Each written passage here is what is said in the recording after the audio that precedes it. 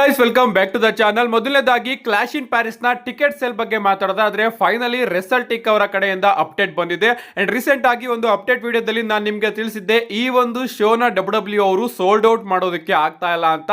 But ಈಗ ಈ ಒಂದು ಟಿಕೆಟ್ ಸೇಲ್ ಡೀಟೇಲ್ಸ್ ನ ನೋಡ್ತಾ ಇದ್ರೆ ಈಗಾಗಲೇ ಇದು ಸೋಲ್ಡ್ ಔಟ್ ಆಗಿದೆ ಅಂತ ಅನ್ನಿಸ್ತಾ ಇದೆ. ನೀವು ಇಲ್ಲಿ ನೋಡ್ತಾ ಇರಬಹುದು ಕ್ಲಾಶ್ ಇನ್ ಪ್ಯಾರಿಸ್ ಗೆ ಸೀಟಿಂಗ್ ಕೆಪಾಸಿಟಿ ಇರೋದು 30,606 ಅಂಡ್ ಈಗಾಗಲೇ ಡಬ್ಲ್ಯೂ ಅವರು 29,763 ಟಿಕೆಟ್ ಗಳನ್ನ ಮಾರಾಟ ಮಾಡಿದ್ದಾರೆ. ಅಂಡ್ ಇನ್ನ ಬಾಕಿ ಉಳಿದಿರೋದು 843 ಟಿಕೆಟ್ಗಳು ಮಾತ್ರ. ಅಂಡ್ ನಿಜವಾಗ್ಲೂ ಈ ಸೀಟಿಂಗ್ ಕೆಪಾಸಿಟಿನ ನೋಡ್ತಾ ಇದ್ರೆ ಇದು ಯಾವುದೇ ರೀತಿಯ ಚಿಕ್ಕ ಪ್ರೀಮಿಯಂ ಲೈವ್ ಇವೆಂಟ್ ಅಂತ ನನಗಂತೂ ಅನಿಸ್ತಾ ಇಲ್ಲ. 30,000 ಜನ ಬರ್ತಾ ಇದ್ದಾರೆ ನೋಡೋದಕ್ಕೆ. ಸೊ ಇದು ಯಾಕೆ ಚಿಕ್ಕ ಪ್ರೀಮಿಯಂ ಲೈವ್ ಇವೆಂಟ್ ಅಂತ ಅನಿಸ್ತಾ ಇದೆ ಅಂದ್ರೆ ಇದು ಒಂದು ಎರಾನಾದಲ್ಲಿ ಆಗ್ತಾ ಇದೆ ಅಷ್ಟೇ. ಅದನ್ನ ಬಿಟ್ರೆ ಸ್ಟೇಡಿಯಂ ಅಲ್ಲೂ ಕೂಡ ಒಂದೊಂದು ಟೈಮ್ 30,000 ಜನಗಳು ಇರೋದಿಲ್ಲ. ಏನೇ ಆಗ್ಲಿ ಗಾಯ್ಸ್, ಸೀಟಿಂಗ್ ಕೆಪಾಸಿಟಿ ಅಂತೂ ಫುಲ್ ಆಗಿದೆ. ಅಂಡ್ ಅಫಿಷಿಯಲ್ ಆಗಿ clash in Paris sold out ಆಗಿದೆ ಅಂತಾನೆ ಹೇಳ್ಬಹುದು. ಅಂಡ್ ಸ್ಟೇಜ್ ಯಾವ ರೀತಿ ಇರುತ್ತೆ ಅಂತ ಈ ಒಂದು ಫಿಗರ್ ಅಲ್ಲಿ ನಿಮಗೆ ಗೊತ್ತಾಗ್ತಾ ಇರುತ್ತೆ. ಒಂದು ಬಿಗ್ ಸ್ಕ್ರೀನ್ ನ ಡಬ್ಲ್ಯೂ ಅವರು ಯೂಸ್ ಮಾಡ್ತಾ ಇದ್ದಾರೆ. ಅದೇ ರೀತಿ ಸ್ಟೇಜ್ ಹತ್ರ ಜಾಗನು ಕೂಡ ನೀವು ಇಲ್ಲಿ ನೋಡ್ತಾ ಇರಬಹುದು. ನಿಜವಾಗ್ಲೂ ನಾನಂತೂ ಕಾಯ್ತಾ ಇದ್ದೀನಿ ಕ್ಲಾಶ್ ಇನ್ ಪ್ಯಾರಿಸ್ ನ ವಿಟ್ನೆಸ್ ಮಾಡೋದಕ್ಕೆ. ಕ್ಲಾಶ್ ಇನ್ ಪ್ಯಾರಿಸ್ ಬಗ್ಗೆ ಮಾತಾಡ್ತಿದೀವಿ ಅಂದ್ರೆ ನಿಮಗೆ ಗೊತ್ತಿರಬಹುದು ಈಗಾಗಲೇ 5 ಮ್ಯಾಚಸ್ ಗಳನ್ನ ಡಬ್ಲ್ಯೂ ಅವರು ಅಫಿಷಿಯಲ್ ಆಗಿ ಕನ್ಫರ್ಮ್ ಮಾಡಿದ್ದಾರೆ. ಬಟ್ ನಮ್ಮ ಡೇವ್ ಮೆಲ್ಸನ್ ಅವರ ಪ್ರಕಾರ ಡಬ್ಲ್ಯೂ ಅವರು ಇನ್ನ ಒಂದು ಮ್ಯಾಚ್ ನ ಆಡ್ ಮಾಡೋ ಚಾನ್ಸಸ್ ಇದೆಯಂತೆ ಕ್ಲಾಶ್ ಇನ್ ಪ್ಯಾರಿಸ್ ಗೆ. ಆ ಒಂದು ಮ್ಯಾಚ್ ನಮಗೆ ರ್ಯಾಂಡಿ ಓಟನ್ ಹಾಗೆ ಡ್ರೂ ಮ್ಯಾಕಿಂಟೈರ್ ಅವರ ನಡುವೆ ನೋಡೋದಕ್ಕೆ ಸಿಗುತ್ತಂತೆ. ಸೊ ಕಳೆದ ಸ್ಮ್ಯಾಕ್ ಡೌನ್ ನಲ್ಲಿ ನಮ್ಮ ರ್ಯಾಂಡಿ ಓಟನ್ ಅವರು ಡ್ರೂ ಮ್ಯಾಕಿಂಟೈರ್ ಅವರ ಮೇಲೆ ಬಂದು ಅಟ್ಯಾಕ್ ಮಾಡಿದ್ರು. ಯಾರಿಗ್ ಗೊತ್ತು ಇವತ್ತಿನ ಸ್ಮ್ಯಾಕ್ ಡೌನ್ ನಲ್ಲಿ ಆ ಒಂದು ಮ್ಯಾಚ್ ನ ಡಬ್ಲ್ಯೂ ಅವರು ಅಫಿಷಿಯಲ್ ಆಗಿ ಕನ್ಫರ್ಮ್ ಕೂಡ ಮಾಡಬಹುದು ಕ್ಲಾಶ್ ಇನ್ ಪ್ಯಾರಿಸ್ ಗೆ. ನಮ್ಮ ಡೇವ್ ಮೆಲ್ಸನ್ ಅವರು ಹೇಳ್ತಿರೋ ಪ್ರಕಾರ ಅವ್ರಿಗೂ ಕೂಡ ಗೊತ್ತಿಲ್ವಂತೆ 100%. ಬಟ್ ಈ ಒಂದು ಮ್ಯಾಚ್ ಕೂಡ ಆಡ್ ಆಗಬಹುದು ಅಂತ ಅವರು ಅಪ್ಡೇಟ್ ನ ತಿಳಿಸ್ತಾ ಇದ್ದಾರೆ. ಮತ್ತೊಮ್ಮೆ ಕ್ಲಾಶ್ ಇನ್ ಪ್ಯಾರಿಸ್ ಬಗ್ಗೆನೇ ನಾವು ಮಾತಾಡೋದಾದ್ರೆ ರೀಸೆಂಟ್ ಆಗಿ ರೆಸಲ್ ವುಡ್ಸ್ ಅವರು ಕ್ಲಾಶ್ ಇನ್ ಪ್ಯಾರಿಸ್ ಅಲ್ಲಿ ಆಗ್ತಾ ಇರತಕ್ಕಂತಹ ಮ್ಯಾಚಸ್ ಗಳ ರಿಸಲ್ಟ್ ನ ಲೀಕ್ ಮಾಡಿದ್ದಾರೆ. ಇಲ್ಲಿ ಇವರು ಪರ್ಟಿಕ್ಯುಲರ್ ಆಗಿ 2 ಮ್ಯಾಚಸ್ ಗಳ ರಿಸಲ್ಟ್ ನ ಲೀಕ್ ಮಾಡಿದ್ದಾರೆ. ಮೊದಲನೇದಾಗಿ ಇಂಟರ್ಕಾಂಟಿನೆಂಟಲ್ ಚಾಂಪಿಯನ್ಶಿಪ್ ಗೆ ನಮಗೆ ನಿಕ್ಕಿ ಬೆಲ್ಲಾ ಹಾಗೆ ಬೆಕ್ಕಿ ಲಿಂಚ್ ಅವರ ನಡುವೆ ಒಂದು ಸಿಂಗಲ್ಸ್ ಮ್ಯಾಚ್ ನೋಡೋದಕ್ಕೆ ಸಿಗ್ತಾ ಇದೆಯಲ್ಲ, ಇವರ ಮ್ಯಾಚ್ ಅಲ್ಲಿ ನಮ್ಮ ಬೆಕ್ಕಿ ಲಿಂಚ್ ಅವರು ತನ್ನ ಚಾಂಪಿಯನ್ಶಿಪ್ ನ ರಿಟೈನ್ ಮಾಡ್ಕೋತಾರಂತೆ. ಇದಾದ್ಮೇಲೆ ವರ್ಲ್ಡ್ ಹೆವಿವೇಟ್ ಚಾಂಪಿಯನ್ಶಿಪ್ ಗೆ ಒಂದು ಫೇಟಲ್ 4-ವೇ ಮ್ಯಾಚ್ ನೋಡೋದಕ್ಕೆ ಸಿಗ್ತಾ ಇದೆಯಲ್ಲ, ಆ ಒಂದು ಮ್ಯಾಚ್ ಅಲ್ಲಿ ನಮ್ಮ ಸೆತ್ ಫ್ರೀಕಿನ್ ರಾಲಿನ್ಸ್ ಅವರು ತನ್ನ ಚಾಂಪಿಯನ್ಶಿಪ್ ನ ರಿಟೈನ್ ಮಾಡ್ಕೋತಾರಂತೆ. ಸೆತ್ ರಾಲಿನ್ಸ್ ಅವರು ಗೆಲ್ತಾರೆ, ಅದು ಎಲ್ಲರಿಗೂ ಕೂಡ ಗೊತ್ತು. ಬಟ್ ನನ್ನ ಪ್ರಕಾರ ಇಲ್ಲಿ ಬೆಕ್ಕಿ ಲಿಂಚ್ ಹಾಗೆ ನಿಕ್ಕಿ ಬೆಲ್ಲಾ ಅವರ ಮ್ಯಾಚ್ ಅಲ್ಲಿ ಸಿಕ್ಕಾಪಟ್ಟೆ ಕನ್ಫ್ಯೂಷನ್ಸ್ ಗಳು ನೋಡೋದಕ್ಕೆ ಸಿಗ್ತಾ ಇದೆ. ಸದ್ಯಕ್ಕೆ ರೆಸಲ್ ವುಡ್ಸ್ ಅವರ ಪ್ರಕಾರ ಬೆಕ್ಕಿ ಲಿಂಚ್ ಅವರು ವಿನ್ ಆಗ್ತಾರಂತೆ.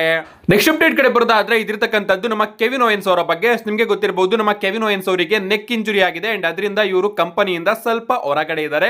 ಗೊತ್ತಿಲ್ಲ ಇವರ ರಿಟರ್ನ್ ನಮಗೆ ಯಾವಾಗ ನೋಡೋದಕ್ಕೆ ಸಿಗುತ್ತೆ ಅಂತ. ಬಟ್ ರೀಸೆಂಟ್ ಆಗಿ ನಮ್ಮ ಕೆವಿನ್ ಓಯನ್ಸ್ ಅವರು ಸ್ಪಾಟ್ ಆಗಿದ್ದಾರೆ. ಇವರು ಯಾವುದೋ ಒಂದು ಶೋನ ಓಪನ್ ಮಾಡೋದಕ್ಕೆ ಬಂದಿರ್ತಾರೆ ಅಂಡ್ ಅಲ್ಲಿನ ಒಂದು ಫೋಟೋ ಸಿಕ್ಕಾಪಟ್ಟೆ ವೈರಲ್ ಆಗುತ್ತೆ. ಆ ಒಂದು ಫೋಟೋನ ಯಾವ ರೀತಿ ತೆಗ್ದಿರ್ತಾರೆ ಅಂದ್ರೆ ಕೆವಿನ್ ಓಯನ್ಸ್ ಅವರು ಸ್ವಲ್ಪ ಸಣ್ಣ ಆಗಿರೋ ರೀತಿ ಆ ಒಂದು ಫೋಟೋನ ಆಂಗಲ್ ಇಂದ ತೆಗ್ದಿರ್ತಾರೆ ಅಂಡ್ ಆ ಒಂದು ಫೋಟೋಸ್ ತುಂಬಾನೇ ವೈರಲ್ ಆಗಿ ಕೆವಿನ್ ಓಯನ್ಸ್ ಅವರು ಸರಿಯಾಗಿ ಊಟ ಮಾಡ್ತಾ ಇಲ್ಲ, ಅವರಿಗೆ ಚಿಂತೆ ಇದೆ, ಅದಕ್ಕೋಸ್ಕರ ಅವರು ಇಷ್ಟೊಂದು ಸಣ್ಣ ಆಗ್ತಾ ಇದ್ದಾರೆ ಅಂತ ಫ್ಯಾನ್ಸ್ ಗಳು ಮಾತಾಡೋದಕ್ಕೆ ಶುರು ಮಾಡ್ತಾರೆ. ಅಂಡ್ ಅದಕ್ಕೆ ನಮ್ಮ ಕೆವಿನ್ ಓಯನ್ಸ್ ಅವರೇ ಒಂದು ಟ್ವೀಟ್ ಮಾಡಿ ಉತ್ತರನ ಕೊಡ್ತಾರೆ. Guys stop panicking, I am still fat, everyone need to climb down ಅಂತ ಅವರು ಒಂದು ಟ್ವೀಟ್ ನ ಮಾಡಿದ್ದಾರೆ. ಅಂದ್ರೆ ಗಾಯ್ಸ್ ಪ್ಯಾನಿಕ್ ಆಗೋದಕ್ಕೆ ಹೋಗ್ಬೇಡಿ, ನಾನು ಇನ್ನು ಕೂಡ ದಪ್ಪನೇ ಇದ್ದೀನಿ, ಸೊ ಸ್ವಲ್ಪ ಎಲ್ಲರೂ ಕೂಡ ತಾಳ್ಮೆಯಿಂದ ಇರಿ ಅಂತ ನಮ್ಮ ಕೆವಿನ್ ಓಯನ್ಸ್ ಅವರೇ ಬಂದು ಮಾತಾಡಿದ್ದಾರೆ. ಅವ್ರು ಇನ್ನೂ ಕೂಡ ದಪ್ಪನೇ ಇದ್ದಾರೆ, ಬಟ್ ಆ ಒಂದು ಕ್ಯಾಮ್ರಾ ಆಂಗಲ್ ಅವ್ರನ್ನ ಸಣ್ಣ ಆಗಿರೋ ರೀತಿ ತೋರಿಸ್ತಾ ಇದೆ ಅಷ್ಟೇ. ಅದನ್ನೇ ನಮ್ಮ ಕೆವಿನ್ ಓಯನ್ಸ್ ಅವರು ತಿಳಿಸ್ತಾ ಇದ್ದಾರೆ.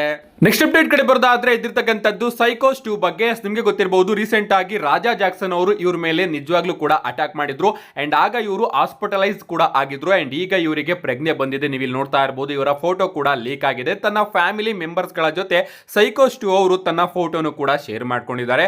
ಏನೇ ಆಗ್ಲಿ ಗೈಸ್ ಚೆನ್ನಾಗಿದ್ದಾರೆ. ಆ ಕಡೆ ರಾಜಾ ಜಾಕ್ಸನ್ ಅವರ ಮೇಲೆ ಅಲಿಗೇಷನ್ಸ್ ಗಳು ಬಿದ್ದಿದೆ. ಸ್ವಲ್ಪ ಜನ ರಾಜಾ ಜಾಕ್ಸನ್ ಅವರನ್ನ ಸಪೋರ್ಟ್ ಮಾಡ್ತಾ ಇದ್ದಾರೆ. ಆ ವ್ಯಕ್ತಿ ಬ್ಲಾಕ್ ರೆಸ್ಲರ್ ಅನ್ನೋ ಕಾರಣಕ್ಕೆ ಇನ್ ಸ್ವಲ್ಪ ಜನ ಕಂಪ್ಲೀಟ್ ಆಗಿ ರಾಜಾ ಜಾಕ್ಸನ್ ಅವರನ್ನ ವಿರೋಧ ಮಾಡ್ತಾ ಇದ್ದಾರೆ. ಸದ್ಯಕ್ಕೆ ಕಾದ್ ನೋಡಬೇಕು ಈ ಒಂದು ಕೇಸು ಎಲ್ಲಿಗೆ ಹೋಗಿ ನಿಲ್ಲುತ್ತೆ ಅಂತ. ನಮ್ಮ ನೆಕ್ಸ್ಟ್ ಫೈನಲ್ ಅಪ್ಡೇಟ್ ಕಡೆ ಬರೋದಾದ್ರೆ ಇದಿರ್ತಕ್ಕಂಥದ್ದು ನಮ್ಮ ಟ್ರೈಬಲ್ ಚೀಫ್ ರೋಮನ್ ರೈನ್ಸ್ ಅವರ ಬಗ್ಗೆ. ಈ ಒಂದು ವಿಚಾರ ರೋಮನ್ ರೈನ್ಸ್ ಅವರ ಫ್ಯಾನ್ಸ್ ಗಳಿಗೆಲ್ಲ ತುಂಬಾನೇ ದೊಡ್ಡ ಗುಡ್ ನ್ಯೂಸ್ ಅಂತಾನೆ ಹೇಳ್ಬಹುದು. ನಿಜವಾಗ್ಲೂ ಈ ಒಂದು ನ್ಯೂಸ್ ನ ಕೇಳಿ ಎಲ್ಲರಿಗೂ ಕೂಡ ಖುಷಿ ಆಗುತ್ತೆ ಅಂಡ್ ಆ ಒಂದು ಖುಷಿಲೇನೆ ಈ ಒಂದು ವಿಡಿಯೋನ ಲೈಕ್ ಮಾಡಿ ಅಂತ ಹೇಳ್ತಾ ರೀಸೆಂಟ್ ಆಗಿ ನಮ್ಮ ರೋಮನ್ ರೈನ್ಸ್ ಅವರು ಸ್ಟೆಫನಿ ಮಿಕ್ಮೆನ್ ಅವರ ವಾಟ್ಸ್ ಯುವರ್ ಸ್ಟೋರಿ ಅನ್ನೋ ಒಂದು ಪಾಡ್ಕಾಸ್ಟ್ ಅಲ್ಲಿ ನಮಗೆ ನೋಡೋದಕ್ಕೆ ಸಿಗ್ತಾರೆ. ಅಂಡ್ ಇಲ್ಲಿ ಅವರು ಬಹಳಷ್ಟು ವಿಚಾರಗಳ ಬಗ್ಗೆ ಮಾತಾಡಿದ್ದಾರೆ.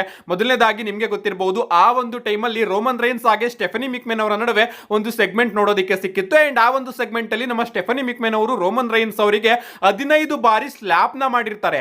ಅಂಡ್ ಆ ಒಂದು ಮೂಮೆಂಟ್ ನ ನೆನ್ಪು ಮಾಡ್ಕೋತಾ ನಮ್ಮ ರೋಮನ್ ರೈನ್ಸ್ ಅವರು ಹೇಳ್ತಾರೆ, ನೀನಾಗ ನನಗೆ 15 ಬಾರಿ ಸ್ಲಾಪ್ ನ ಮಾಡಿದ್ದಲ್ಲ, ಆ ಒಂದು ಟೈಮ್ ಅಲ್ಲಿ ನನಗೆ ಇಯರ್ ಡ್ರಮ್ಸ್ ಹೊಡೆದೋಗಿತ್ತು ಅಂತ ನಮ್ಮ ರೋಮನ್ ರೈನ್ಸ್ ಅವರು ಆ ದಿನಗಳನ್ನು ಕೂಡ ನೆನ್ಪು ಮಾಡ್ಕೋತಾರೆ. ಇಷ್ಟೇ ಅಲ್ಲ, ಇನ್ನೂ ಬಹಳಷ್ಟು ವಿಚಾರಗಳ ಬಗ್ಗೆ ಮಾತಾಡಿದ್ದಾರೆ. ಒಂದೊಂದಾದ್ಮೇಲೆ ಬರುವಂತಹ ವಿಡಿಯೋಸ್ ಗಳಲ್ಲಿ ಡಿಸ್ಕಸ್ ಮಾಡ್ತೀನಿ. ಮುಖ್ಯವಾಗಿ ನಮ್ಮ ರೋಮನ್ ರೈನ್ಸ್ ಅವರು ಹಾಲಿವುಡ್ ಗೆ ಹೋಗೋದ್ರ ಬಗ್ಗೆ ಮಾತಾಡ್ತಾರೆ. ಅಂಡ್ ನಿಜವಾಗ್ಲೂ ಇದೇ ಗೈಸ್ ಎಲ್ಲರಿಗೂ ಕೂಡ ಗುಡ್ ನ್ಯೂಸ್. ಅವರು ಹಾಲಿವುಡ್ ಗೆ ಹೋಗೋದಲ್ಲ, ಬದಲಿಗೆ ರೋಮನ್ ರೈನ್ಸ್ ಅವರು ಹೇಳಿದ್ದಾರೆ, ನಾನು ಇಲ್ಲಿ ಎರಡನ್ನೂ ಕೂಡ ಹ್ಯಾಂಡಲ್ ಮಾಡಬೇಕು ಅಂತ ಅನ್ಕೊಂಡಿದ್ದೀನಿ.